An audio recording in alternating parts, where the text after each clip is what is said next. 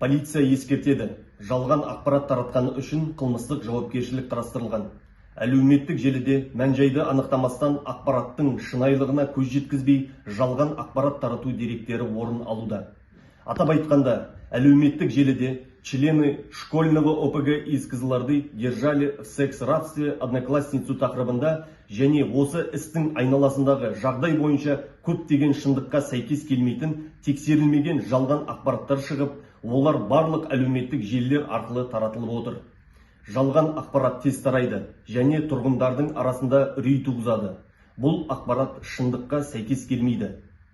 Кәмелетке толмаған адамды жезөкшелікпен айналысуға тарту дерегі бойынша полиция органымен қылмыстық іс тіркеліп, кәмелетке толмаған күдіктілер уақытша ұстау изоляторына қамалып, тергеу сотымен күдіктілерге қатысты үй қамақ бұлтартпау шарасы қолданылды. Жәбірленуші тарап 6 ай көлемінде құқық қорғау органдарына шағымданбаған. Қазіргі таңда іс бойынша тиісті сараптамалар тағайындалып, істің мән-жайы жан-жақты, толық және объективті түрде жүргізілуде.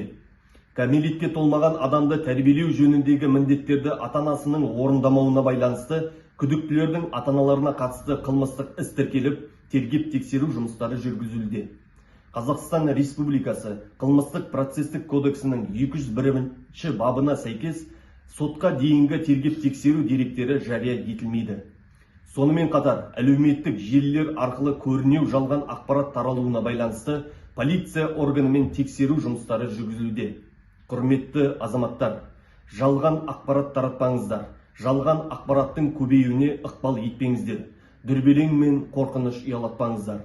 Қызылорда облысының полиция департаменті азаматтарды әлеуметтік желіде ақпараттық мәдениетті сақтауға шақырады және ресми ақпарат көздерінен алынған ақпаратқа сенуге кеңес береміз.